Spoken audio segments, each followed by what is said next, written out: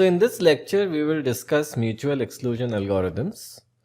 So this will be our full-fledged lecture in which we look at distributed algorithms per se. So we will extend the basic lecture that we had discussed last time. So the key prerequisites would be logical clocks, right? So Lamport clocks, both scalar Lamport clocks as well as vector clocks. The next important prerequisite here would be Lamport's algorithm for mutual exclusion. Of course, assuming our asynchronous setup where we don't have clock synchrony.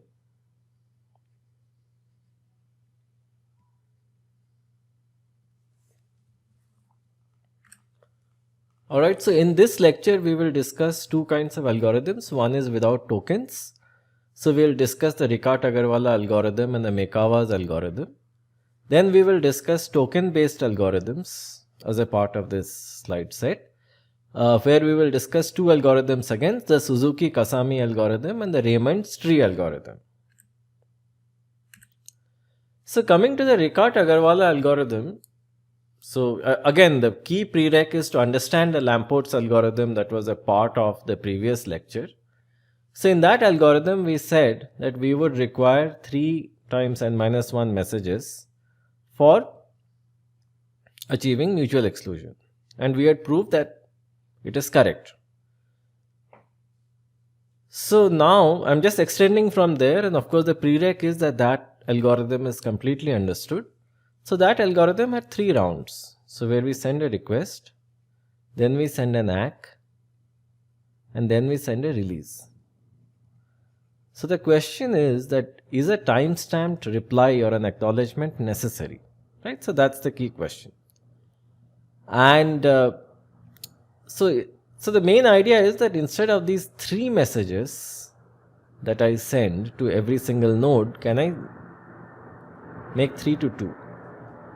Then instead of 3 times n-1 messages, I will have to send 2 times n-1 messages, which is an improvement. So the idea was that in the Lamport's algorithm we send an acknowledgement immediately, because we have to show that another node has recorded the message and it is sending an acknowledgement with a greater timestamp.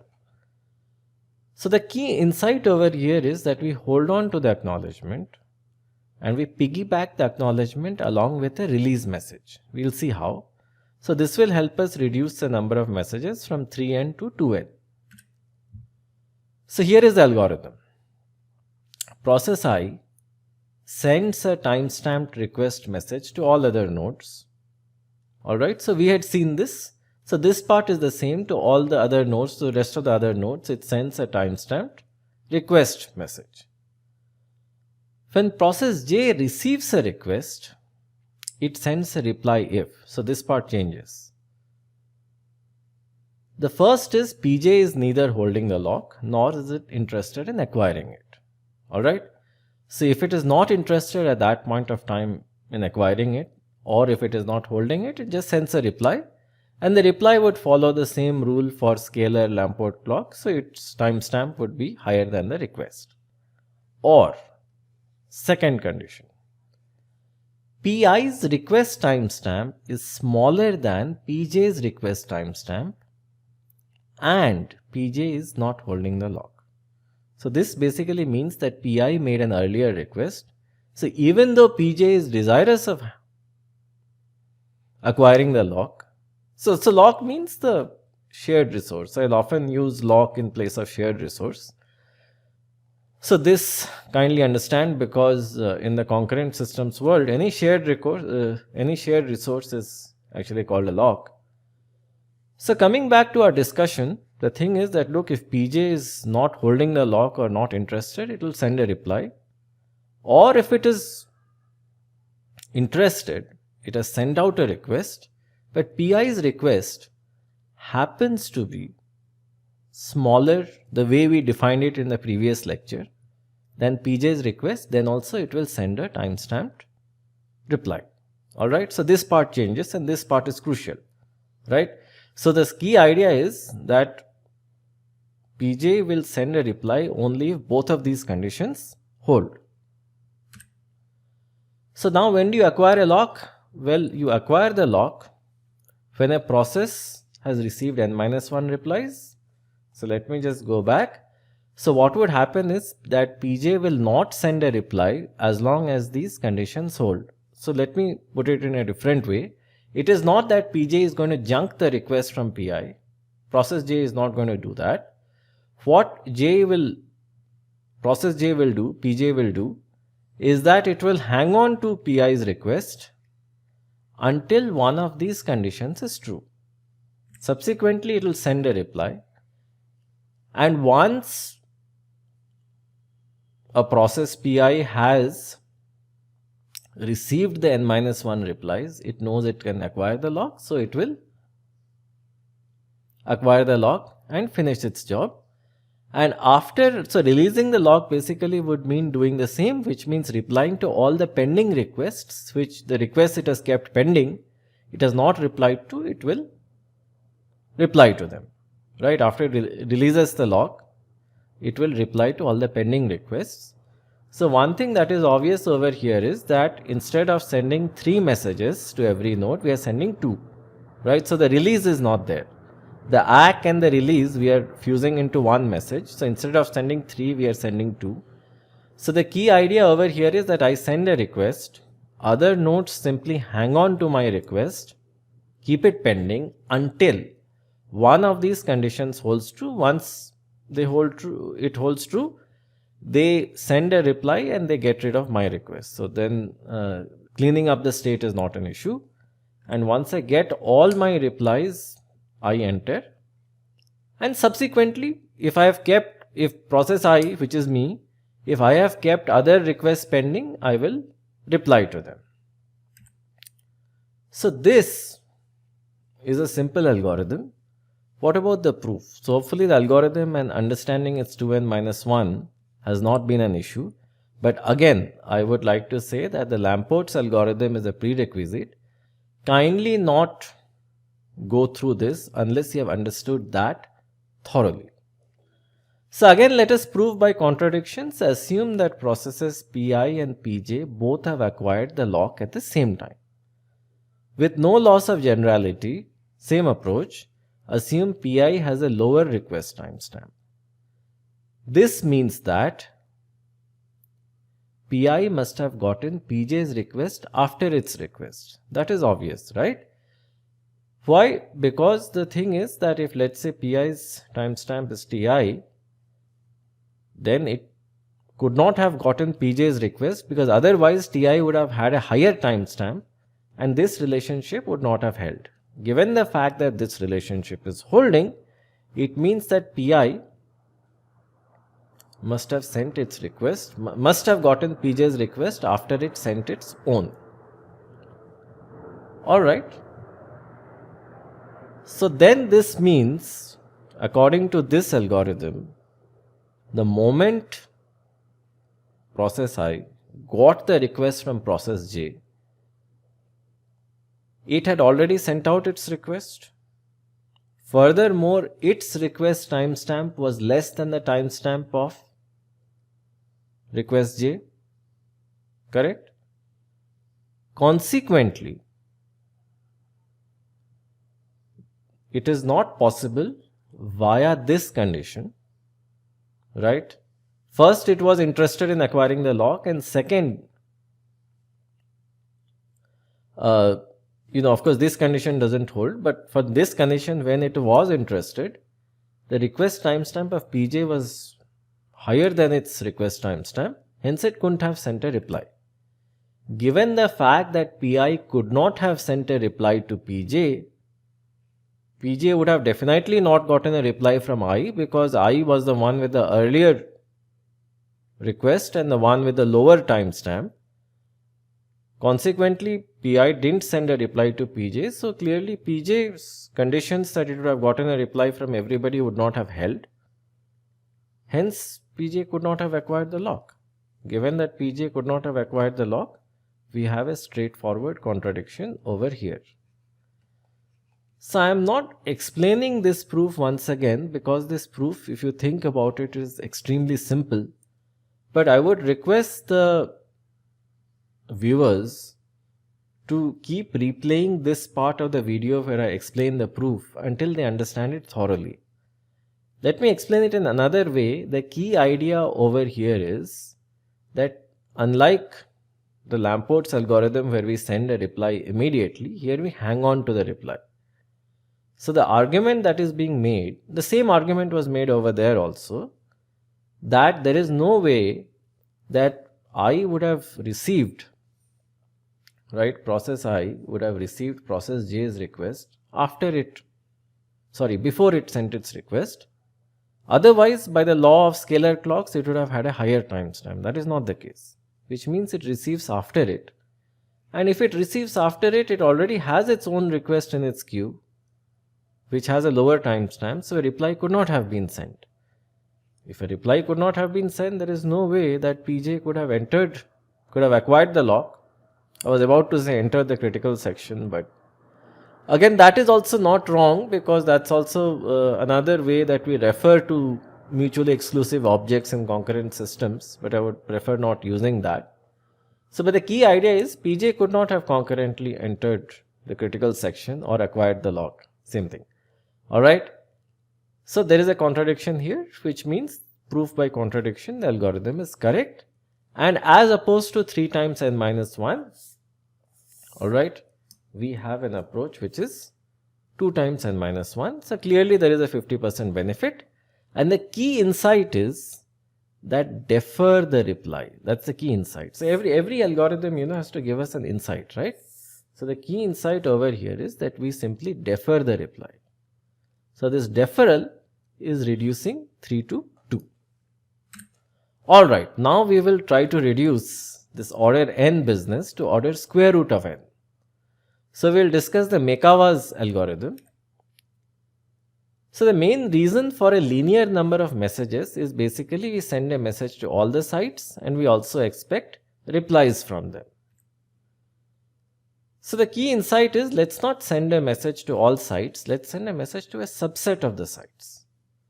So let a set of processes associated with a process be called as request set Ri, which is a subset.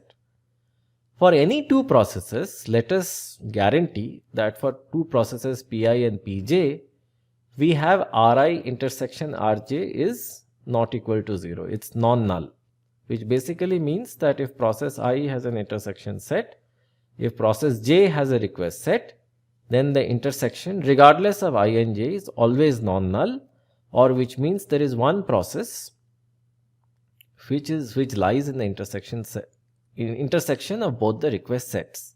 So we are not considering faults here. So let us take faults out of the picture. So it appears, it happens to be the case that it is possible to construct such request sets where we can say that the size of each request set is square root of n values, or what I can say is that for every I can have a request set such that consider any other j, process j, its request set, there will at least be one process in common, right? So the intersection will be non-null and the size of these will be in the ballpark of square root of n. So of course this will require results from field theory, so we will not go that far. We will consider a simpler argument. So consider n cross n processes and consider process I. So process I can give it a coordinate in the 2D space, right? Right, so or let's put it this way, consider n processes and let us arrange them in a root n cross root n matrix. And this be the position of I. So I can say that all the processes in its row and in its column comprise its request set. Alright, so what did I do? I took all the processes, n processes, arranged them in a root n cross root n matrix. So every process has a coordinate in this matrix. And I say that for process I, I'll consider all the processes in its row and in its column to be a part of its request set. And this automatically guarantees to me that regardless of the j, the value of j that you choose, For example, it can be this one. As you can see, this will be the request set of j, and the intersection is non-null. So of course the size of the request set over here is 2 times square root of n, but that's okay, we will live with this. It's still order root n, so we will live with this. And let's, using this assumption, let's go forward. But of course the only assumption we will need is that the intersection is non-null, and bear in mind that this is a simple way of constructing such kind of non-null intersecting request sets. But if you want to go to square root of n, you'll have to use field theory, and that's also not that hard. So here is the algorithm. So this algorithm is slightly involved, but not all that involved. So what happens is that Pi, so the first part is the same. So the first phase is the same, where process I sends a timestamped request message to every node in Ri, including itself. Right? So previously what was happening? That you are sending a request message to every other node in the system. This is not happening now. A message is being sent to every node only in the request set, which includes itself. Upon receiving a request message, a node Pj, which is a part of Ri, marks itself as locked if it is not already locked, and it returns a locked reply to Pi. So you can see this part is pretty similar to the Ricart-Agarwala construction. So it is not all that different at all. So up till now it appears that we are proceeding along the same line, where if a node Pj, process Pj, in the request set, if it is not already locked, then it says, look, I have no issues in being locked for process I, so let me mark myself as locked. So it will return a locked reply, right? It will mark itself as locked, and it will return a locked reply to Pi. In the sense, it is committing to Pi that I stand behind you, and if you want to acquire the lock, go ahead and acquire it, and essentially I have reserved myself for you. So this is similar to the Ricart-Agarwala construction, even though this notion of reservation was not there, but nevertheless the key idea is that if the node Pj, if it is unlocked, it will mark itself as locked and send a locked message back. So in the trivial case where there are no other competitors, the entire request set will send a locked message back, and then process I will be sure that everybody in its request set, all of them were free, and then there are no objections with me acquiring the lock, so process I can simply go forward. Now let's look at the next part. This part is slightly interesting. If Pj is already locked by a request from another process Pk, here is what we need to do. Pj will then place the request from Pi, which is me, in a wait queue. Alright, so it uses the same basic notion of deferral that we used in the Ricart-Agarwala construction, that if Pj is already committed to some other process Pk, it will place Pi's request in a wait queue. If the locking request or any other request in the queue precedes the current request, then send a failed message. If the locking request, in this case the locking request is from Pk, alright. So if this request or any other request in the queue precedes the current request, in the sense it has a lower timestamp, then we send a failed message to Pi. So in this case what happens is that Pj basically tells Pi that, look, I have other messages in my queue which have a lower timestamp than you, so hence I'm sorry, I cannot lock, and I'm sending a failed message. Otherwise, if that is not the case, which basically means that if Pi is coming with the least timestamp, so then the message from Pi should get a higher priority. As a result, an inquire message is sent to Pk to find out what is happening. Alright, so what is the key idea? The key idea is that from the point of view of Pj, which is getting a request from Pi, right? If it is unlocked, no problem, it will send a locked message, right? If let's say it is locked, then it will see what is the priority of the request from PI vis-a-vis the other messages it has. If it has a lower timestamp, okay, then it clearly means that it's a high priority message, so it sends an inquire message to PK which has locked it to ask what has happened. If that is not the case, then it sends a failed message to PI basically telling it that look, I was not able to lock. Alright. So these messages are clear. So the idea basically is that the contention is at PJ, which is already committed. If I am a high priority requester, in the sense my priority is low, my timestamp is low, sorry, high priority means timestamp is low, then what I do is I request PJ to inquire with PK. This is always the case, right? I am in an office, somebody important comes, then I just gauge the person's importance with respect to what I'm currently doing. So let's say I'm talking to somebody else on the phone, and let's say somebody comes who's extremely important, then I place the phone down and I talk to the person. But vice versa, if I'm talking to somebody very important and let's say somebody less important comes to my room, then I just continue talking and send a failed message.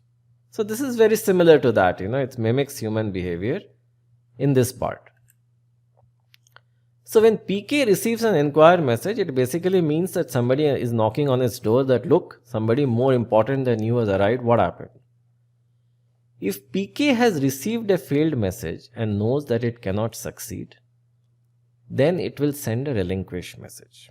Fair enough. So if PK knows that it does not have a chance of acquiring the lock because it has already been spurned in that sense, it will send a relinquish message. Otherwise, it will simply defer the reply and it will not do anything. So who are the actors in this game? The actors in this game are PI, PJ and PK. So think of this as, let's say PJ is me and I'm talking to PK on the phone, and then PI arrives. So if PI sends a request message, so of course the trivial case is that there is no PK in the picture. In this case, I just send a locked message to PI and I'm done. But I'm not looking at that. I'm looking at the more interesting case where I'm talking to PK, in the sense I'm already committed to PK and PI arrives. So if it is the case that either PK has a lower timestamp than PI, or I have other requests in my request queue who have a lower timestamp than PI, I simply tell PI that look, you have no chance, you're too unimportant for me, so you in a sense go away. So I send a failed message. If that is not the case and PI happens to be somebody very important, like for example, if I'm talking to a student on phone and the head of the department arrives outside my door, well then what I tell is I send the student an inquire message and I tell the student, do you mind if I put the phone down? So then the student basically sees if there is any chance of continuing the conversation. So in this case, PK basically sees if it has received a failed message or not from others. If it knows anyway it doesn't have a chance, he doesn't have a chance in acquiring the resource. In this case, it means that doesn't have a chance in getting whatever he or she wanted. Then of course it makes sense to send a relinquish message to say that look, you go and lock yourself for somebody else, I don't care.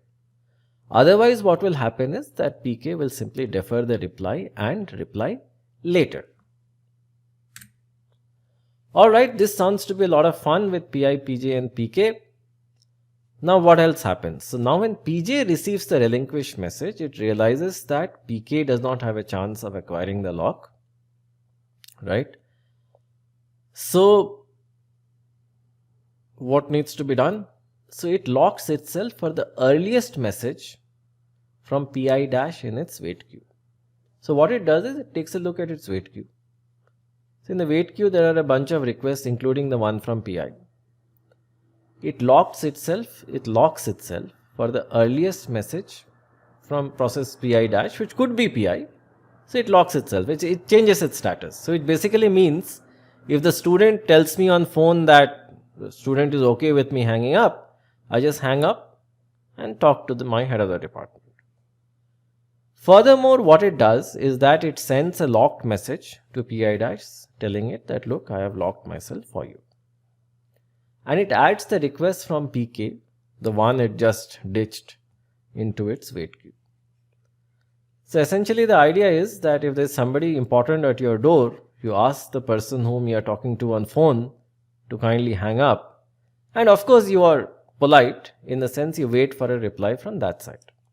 Right? So in this case, this is what is meant by PK deferring the reply. Alright, so this sounds simple enough. So when does the process acquire the lock? It acquires a lock when it has received lock messages from its entire request set. Right? So when from the entire request set, it gets locked messages, it acquires it. And why is this algorithm correct? Well, the algorithm is of course correct. The reason being that one process can never lock itself for two other processes. Right? So basically, given that two request sets will always have at least one intersecting process, and that intersecting process cannot commit to both, so it is not possible for two processes to acquire the lock and essentially break mutual exclusion. Mutual exclusion is essentially a long form for mutex. So it is not possible for this to happen. Releasing the lock. Well, once a process is done, it sends release messages to all the processes in its request set. A process in the request set locks itself for the earliest request in the wait queue, and it sends a locked message. It sends it a locked message. If there is no such request, it marks its status as unlocked. So this part is easy, and this has been a common feature in, so this was there in the Lamport's algorithm as well. Proof. So the proof for mutual exclusion is easy. It is basically assume two processes Pi and Pj have the lock simultaneously, which means there has to be a node Pk that must have given lock messages to both at the same time. That is not possible. So as we have seen, if let's say I am giving a lock message to Pi, I will have to withdraw the locked message from somebody else. This is not possible. Given the fact that this is not possible, mutual exclusion is always guaranteed, but there are two more important things. What we need to look at is we need to look at deadlock and starvation. In the sense, is it the case that process A is waiting for process B, right? Process B is waiting for process C. Process C is again waiting for process A. So do you have a circular wait? If you have a circular wait, so why are deadlocks important? Because in any algorithm where we wait, the chances of a circular wait are always there. That was not there in the Lamport's algorithm because we never waited. But in algorithms where we actually wait, the chances of a circular wait are definitely there. And so this is, we need to look at deadlocks, and the other is the issue of starvation, which means that is it possible that there is one message but it starves, in the sense it never gets the lock. Right? So we'll look at them. We are saying it is not possible, but we'll look at them in some detail. Alright, so this finishes the algorithm. So we will now go for a deeper discussion of Maekawa. It finishes the slide part. So now we will go for a slightly deeper discussion using our e-notebook. Alright. So what again was the idea? We had three actors, Pi, Pj and Pk. What was Pi doing? It was sending a request. If Pj was unlocked, it was sending an immediate commitment that okay, I am locked for you. But that's not clear. That's clearly not the simple case, and then we are not looking at this, because let's consider the more difficult case where our good friend Pj has already committed to Pk. So then in all cases within its request queue, it always puts in Pi's request, right? So requests are not sent once again. Requests are sent only once. Okay, they are clearly not sent once again. So even though the request is there in here, it sees the priority of this request with respect to all the requests that it has. If it finds that this request has the lowest timestamp, it is the time to tell Pk that look, I have received a request with a lower timestamp from PI. And so basically you kindly tell me what you are up to. And let's see if this is not the case, in the sense there are other requests, including the request from PK, that have a lower timestamp or a higher priority. Then of course a failed message is sent and the PI is told that, look, I can't do it immediately, right? So there is clearly no waiting over here, in the sense that the failed message is sent immediately, but the inquire message is also sent immediately. But as far as PI is concerned, it is not going to get a reply from PJ immediately, right? It can get locked and failed immediately, but not others. We will see why. So when it asks PK to respond, if PK is holding the lock, of course it will not respond. But let's say that PK has also requested a couple of people in its request set. Nobody has sent a failed message. It will just defer the reply. It will simply defer. And let's say if somebody says that, look, I can't satisfy your request, then of course what comes back is a relinquish. So then PK also records the fact that PJ is not locked for it. Then PJ is now ready to lock itself for any other message. So it takes a look at all the messages in its request queue, which now include the request from PI and PK as well. So let's say the one with the lowest timestamp is PI at this point. So then it sends it a locked message and it locks itself for it. Or let's say it sends a locked message to somebody else, and ultimately PI's request will become the one with the lowest timestamp, right, at some point. So what we will discuss now is, this is the basic idea. So some key points: a request message is never sent twice. A request message is never sent twice.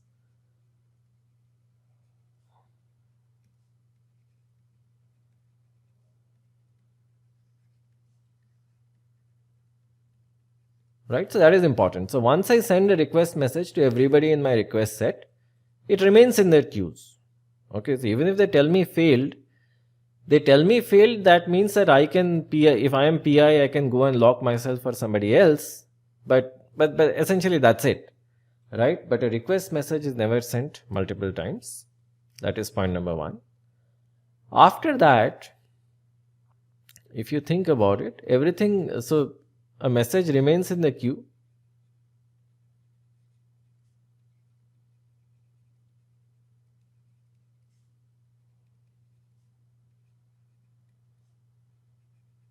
So a message remains in the queue until a release.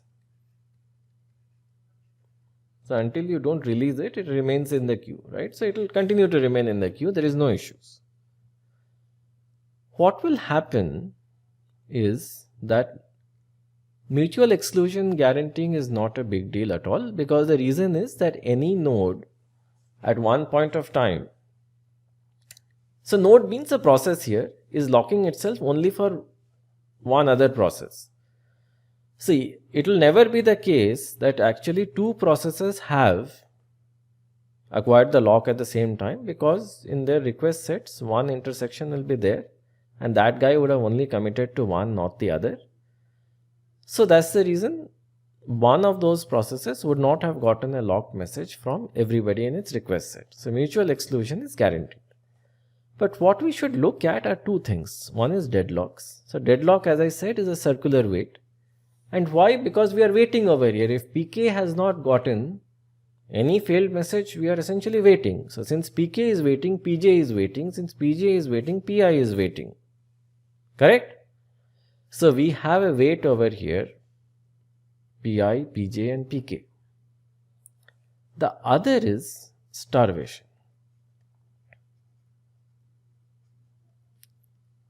Starvation means that I have a request, but the request is simply never getting the lock, right? I might not have a deadlock, there is no cyclic wait, but I am simply never getting the lock.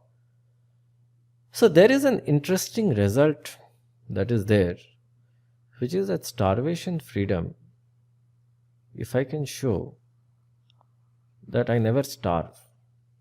In a sense, if I am there in the system, I'll ultimately get the lock. Starvation freedom implies deadlock freedom. It's very important. Deadlock freedom doesn't imply starvation freedom, but starvation freedom implies deadlock freedom.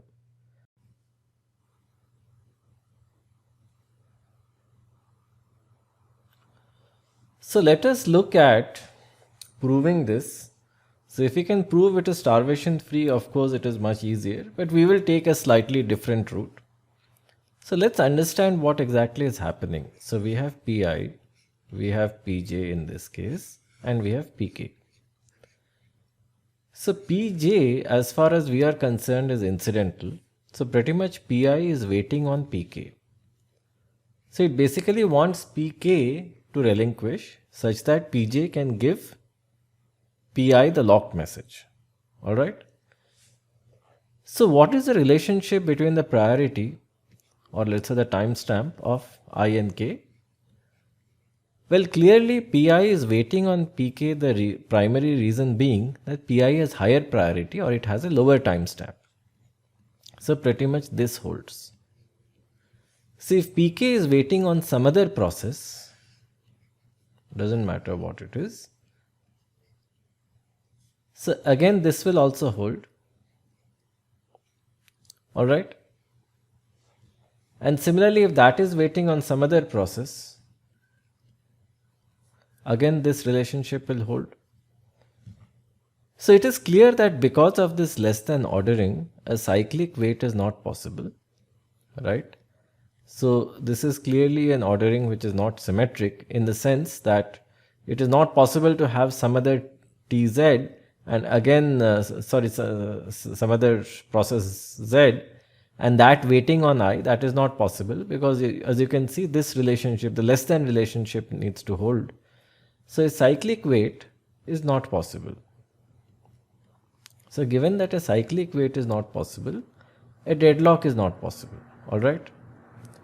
So this basically means that when we have proven deadlock freedom, it automatically means that in the system, you will not have a situation where nobody is making progress and nobody is acquiring the lock. That will not happen. Somebody will. Alright. So that is very important, that somebody will definitely acquire the lock. So now let's prove starvation freedom. So as we have said, starvation freedom implies deadlock freedom, not the other way. So we didn't find a good way of proving this protocol to be starvation free, but at least we have proven it to be deadlock free. So for starvation freedom, we don't have to do much. This is actually easier. Given that we have proven deadlock freedom, we can use some of it to prove starvation freedom as well. So the key idea of starvation freedom is like this. Okay, that consider the process with, let's say, the least timestamp in the system. Let it be Pi, and let this be its request set Ri. The moment it has sent a request to everybody, alright, Pi's request is present in the request set of everybody, right? Subsequently, any other message that they send has to be more than the timestamp of Pi. But in any case, we are assuming that among all the requests, Ti is the minimum. It has the least timestamp, or in other words, it has the greatest priority, right? So this is what we are assuming. Second, we are assuming that other requests are getting served because it is deadlock free. So at any point of time, some or other request will get served. Now the question is, when will the time for this request come? So once the request message has been sent, it has been enqueued in all the queues, and we are sure, given the Lamport clock property, given the fact that we have this max operation, the timestamp always increases, it never reduces. So we will never have a situation in the future where a request will be sent with a lower timestamp. That's not going to happen. Why? Well, because we have sent messages everywhere. Every message that is being sent in the entire system, this is the smallest timestamp. So clearly, in the future, no message will be sent with a timestamp less than this. Given that that has happened, let us just consider all the nodes in the request set, and that includes PI itself. So they will basically never send a lock, they will not send a locked message to any other request after getting the request from PI, right? So that is clear. So that follows from our property, and that is mainly because this is the lowest in the system. So subsequently, if anybody else tries to send a locked message to this, all that it is going to get is it is going to get a failed message back. So it is not possible.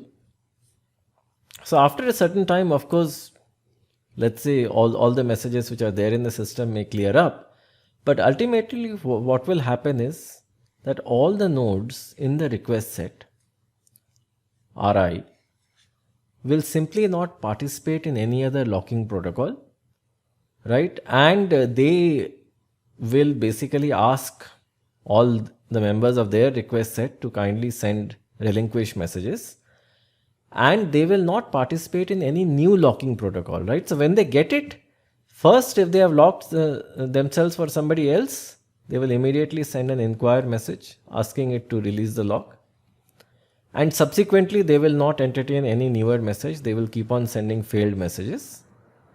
And because it is deadlock free, gradually the messages are draining out from the system. So ultimately, it will be the case that this request, the request from process I, is pretty much at the head of every queue, and all of them have sent a locked message back, because they are not sending a message to anybody else, right? And the system has to make progress. It is deadlock free. No other request is able to make progress. A time will come because all of their timestamps are greater than Ti, right? And furthermore, so consequently, they have a lower priority, and they will not be able to make progress, and they will also not be able to lock the nodes in the request set, because the request set will not accept any requests. And then the request set, the nodes of the request set will continue to send locked messages to PI, and ultimately it will get all the locked messages and will start to execute. So this means that this protocol is starvation free, because it is never possible that one request will wait for eternity to actually get the lock. Why? Because ultimately it will become the request with the least timestamp, and all the nodes in its request set will either inquire and ask for relinquish messages and stop any subsequent messages by sending, stop any subsequent requests from sending by sending failed messages. So the victory is for this process. So this is why starvation freedom is avoided. And so this completes the proof that this protocol is both deadlock free as well as starvation free. Let us now compute the number of messages that are sent. So for a single request, we need to send square root of n minus 1 request messages. That is to every node in the request set. We need to send square root of n minus 1. So we will receive square root of n minus 1 locked messages. If let's say our luck is really bad, we might also receive these many failed messages. Furthermore, if let's say the priority of the requester is very high, then a maximum of, again, these many, alright, inquire messages will be sent. The reason is that let's say at every PJ in its request set, if it has the highest priority and that is locked by some other process, then an inquire message will be sent. And it is possible that a maximum of these many relinquish messages will come back. So we can say that the maximum number of messages is 5 times square root of n minus 1. which is conveniently put as order of square root of n. So what we have done is we have done significantly better. From 3n minus 1 we came down to 2n minus 1 to order of square root of n. So the Lamport algorithm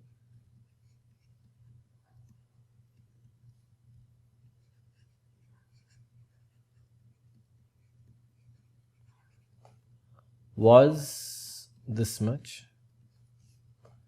Then the Ricart-Agarwala algorithm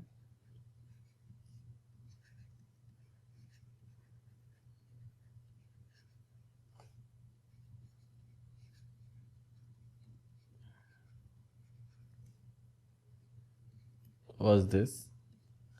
And then we have the Mekawa algorithm,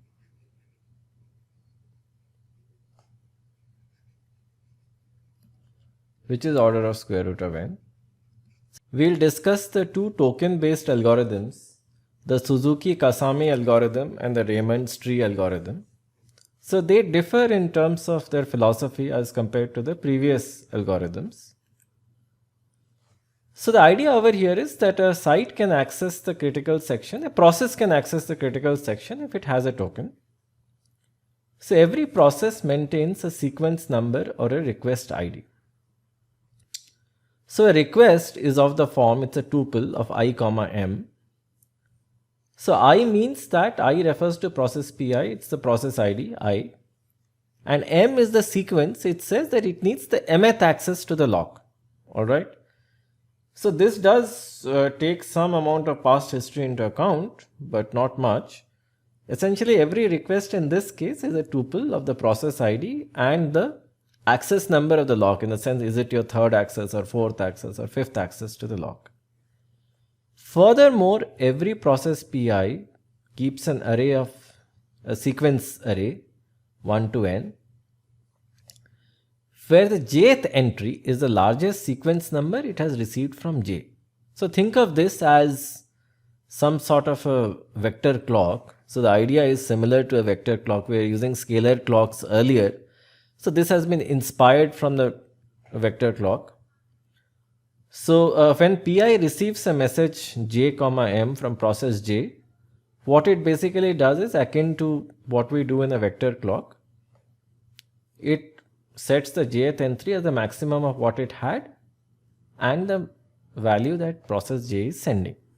Alright, so what is the idea? The idea is that you have a scalar clock, which is the sequence, which is m in this case, and you have a vector clock, a sequence array. So alright, so this is the state that a process keeps. What is the token? It's a queue of requesting sites. Sites is the same as process over here. So it's a queue and it's an array of sequence numbers. So we'll see what they do, array C. So Ci is the sequence number of the latest request that Pi executed. Alright. So basically it is saying that, let's say if Ci is 3, this means that Pi process I just finished the third access to its lock. Just finished means finished in the past, the third access to its lock. So this is the array Ci. So we have many data structures here.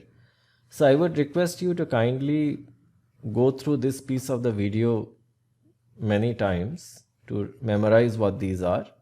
So for a process, we have its internal variable m, which is essentially its lock count. It's a scalar clock. Sec is a vector clock, right? And then for the token, we have two fields. One is the queue of requesting processes and other is an array of sequence numbers C, capital C, where Ci is the sequence number of the latest request that the ith process executed, ith process finished. Alright, so there are these four things for a token, Q and C, and for a process, M and Sec. So let's not forget these. Okay, M and Sec for a process, Q and C for a token, not to be forgotten. Great. So to request the lock, what you do is that, so this is very similar to a vector clock. It increments its ith entry, so it pretty much increments M. So in the vector clock, it says that, look, I'm going to request, so it increments that entry. And the current value, it puts the temporary variable val, and this I comma val is sent to all the sites. So it is basically saying that look, I am process I just incremented my internal scalar count, now it is val, and I need access to the log. When Pj receives I val, what does it do? Well, it does the standard thing that it increments its vector clock. So it sets the ith entry as a max of sec j I and val. If the token is idle, in the sense, if the token is idle, meaning that we will see what it means, but let's say it's not being used and it's there with Pj, then it sends the token to Pi. If, right, if, so this if is important, if sec ji, which means as far as the token is concerned, as far as process j is concerned, the value of I that it is getting, which was essentially set by this operation, is equal to Ci plus 1, which basically means that look, the token is recording that process I has finished 3 requests and now the 4th request is coming. 4 is equal to 3 plus 1, which means it's the next request, which means the token should be sent. Right? So it means it's not a stale message, it's not one of the old messages floating around, and this is genuinely a fresh request, because this process has already accessed the log 3 times. It wants to access for the 4th time, so access may be given. So if the token goes to a process, then it enters the critical section, which means it grabs the log. So in this case, establishing mutual exclusion is rather trivial, because if you have the token, then you enter the log and grab the resource, otherwise you don't. And given the fact that only one process has the token at any point of time, mutual exclusion is trivial. So we basically have to look for starvation freedom and deadlock freedom. And I want to repeat that we were able to prove in the previous lecture that starvation freedom implies deadlock freedom. Releasing the lock. Again, very easy. Pi releases the lock as follows. So it sets the ID Ci as the ith entry, which means that if, let's say, it finished the 4th access to the lock, within the C array of the token, it is going to add 4. As simple as that. Furthermore, for all j, it adds process j to q, which is the array within the token, which is the q within the token, as long as if sec ij, which means that in i's vector clock, it will look at the jth entry, if this is equal to cj plus 1, which means that it is aware of the fact that in some other process j has already acquired the log cj times, but it is desirous of accessing it once more. So what it does, and let's say it gets to know that, because messages are being sent around, so j maybe sent some message to k and then k sent it to I, so that's all right. So it essentially scans its sequence array whenever it sees this relationship to hold, which means that process j is desirous of acquiring the log for one more time. It adds it to the array q, the QQ. Then what it does is it dequeues PK from Q, and so it dequeues one process from the queue and it sends the token to PK. Alright. So for starvation freedom, pretty much if this is a first in first out queue, so it is guaranteed that as long as the process enters the queue, it will be dequeued and the token will go to it and it will access the resource. Alright. So what is the message overhead? Well, the message overhead is that look, if I have the token, I am the process, I have the token, I immediately grab it. Otherwise, it can be n. So n basically means that pretty much I send a message to n-1 other processes. Alright. And then ultimately one of the processes sends a token back to me. So it's n-1 plus 1. As simple as that.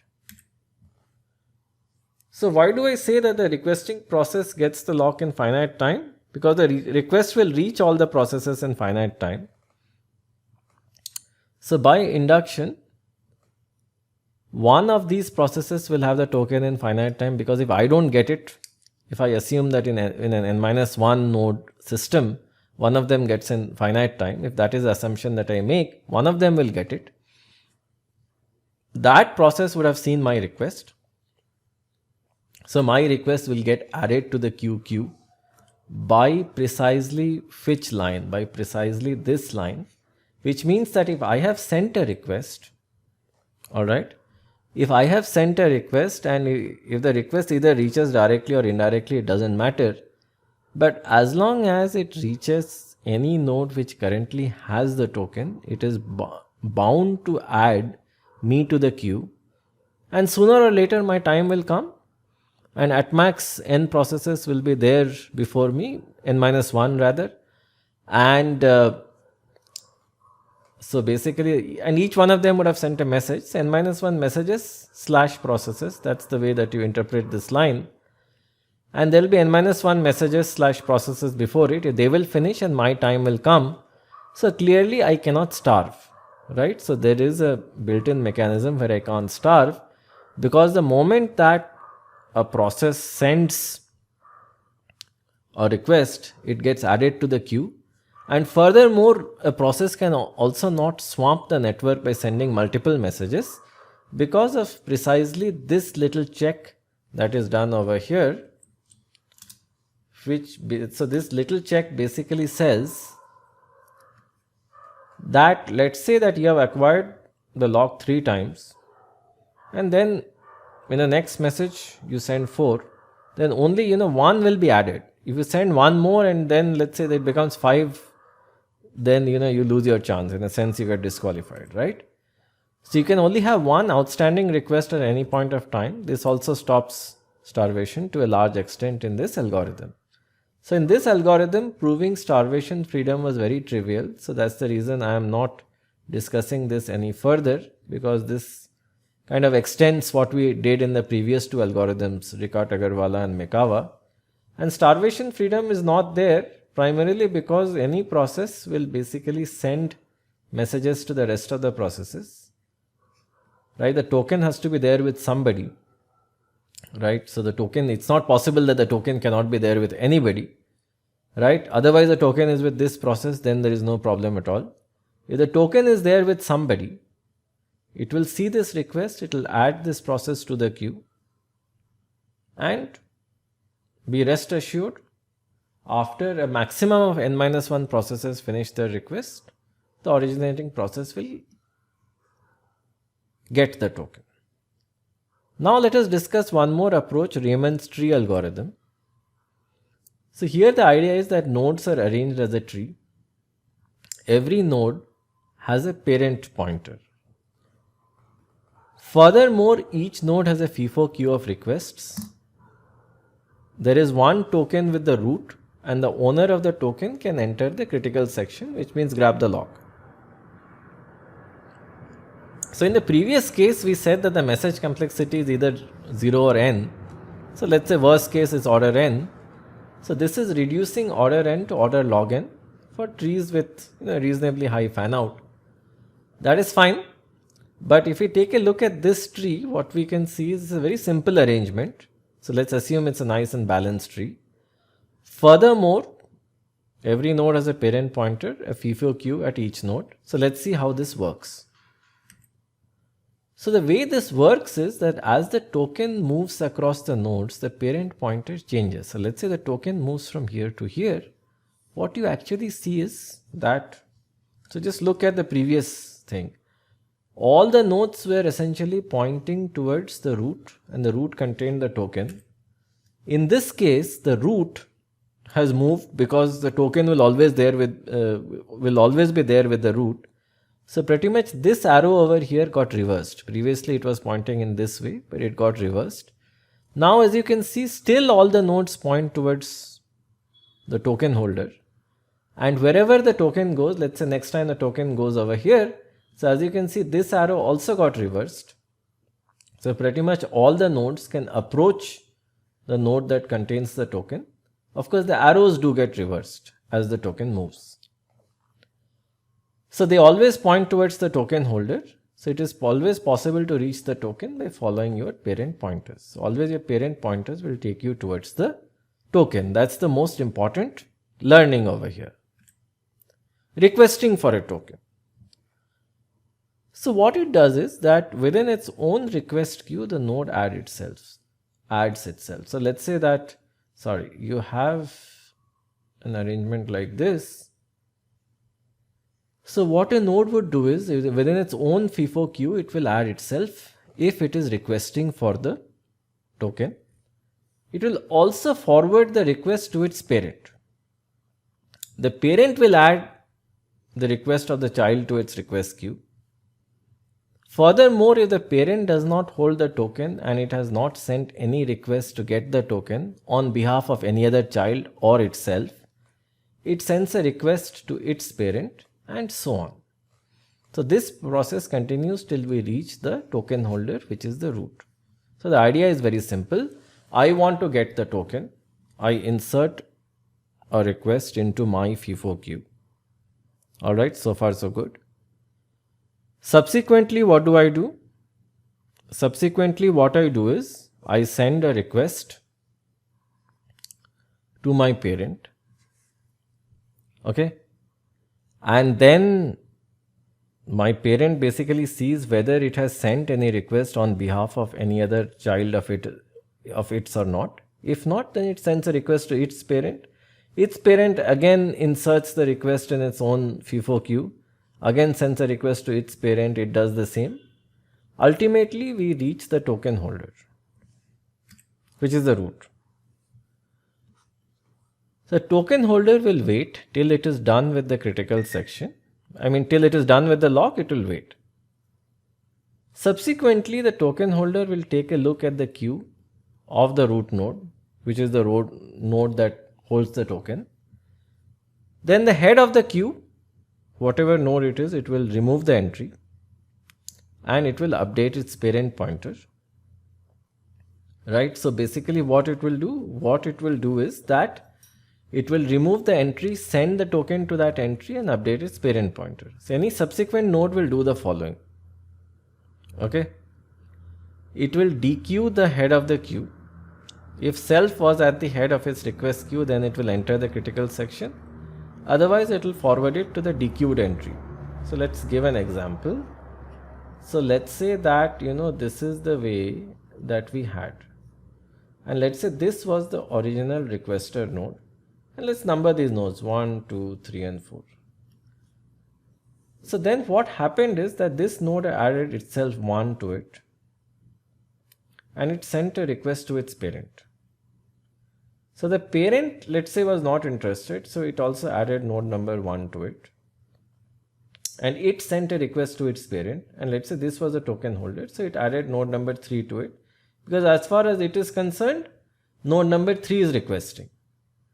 Then once the token was released, what it did is that it said, okay, 3 is at the head of my queue. So then it reversed the direction of this arrow and it made 3 the token holder.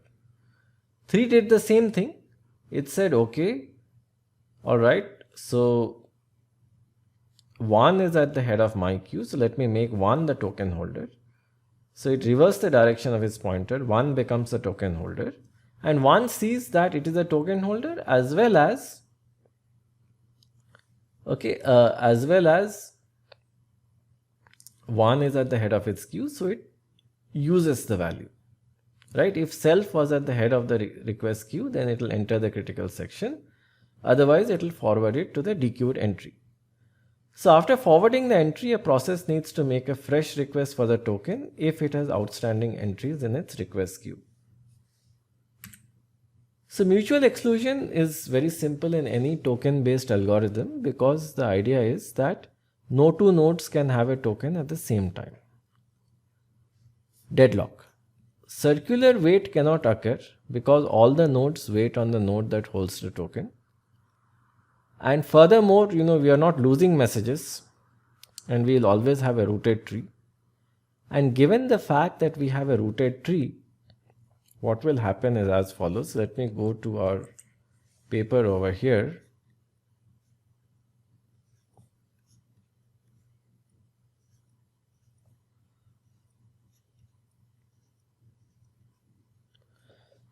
So pretty much what is happening is,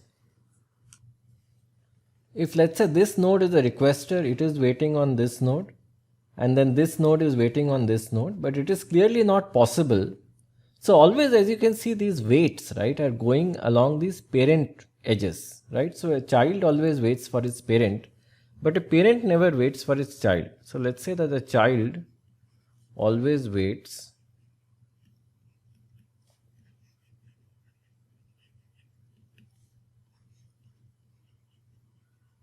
for its parent. Okay, so this is always happening, that let's say if I don't have the node, I'm asking my parent for it. If that doesn't have the token, sorry, if I don't have the token, I ask my parent. If my parent doesn't have the token, it asks its parent, so on and so forth. But the point is, you will never ask a child.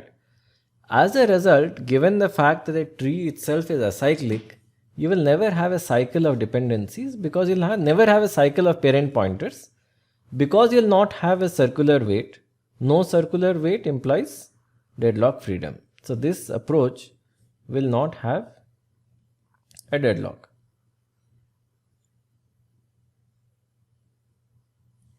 So now what was left? Starvation. So ultimately a starved process's request will come to the front of all the request queues. At this point it will have the highest priority, and the token will have to flow back to the starved process. So let us take a look at this once again. So let's say that there is one process, let's say this one. So what will happen is that this process, so let's call it process X, it will insert X in its own queue, send a request to its parent, X will be over here, X will be over here. And let's say later on, even if the parent pointers change, and let's say that the parent pointers go this way, that is all right. You will still have X over here, you'll still have X over here. So then what will happen is, the moment that the request is satisfied, right? So basically, mind you, we are always adding X as long as there is no other outstanding request that has gone from this node to its parent. All right. So then ultimately, when it will become the oldest, everybody will find X to be at the head of its queue. So it will dequeue X. Again, the token will flow this way, the token will flow this way, and this way. So the advantage of any algorithm that has a queue is basically starvation freedom, where we say that, look, you will have a queue and ultimately you will come to the beginning of each queue. And when you come to the beginning of a queue, it is guaranteed that you will get it, right? So basically nobody can displace you from your position. And given the fact that the only direction in a queue that you can move is up, which means towards the head, ultimately it will come at the beginning of all queues and you are bound to get the token, which in this case will happen. So given that we have seen this, token-based algorithms are very simple. The key algorithm that you should focus on is the Merkava's algorithm. And this algorithm is kind of involved, but I think we have discussed this in great detail. The token-based algorithms are quite simple.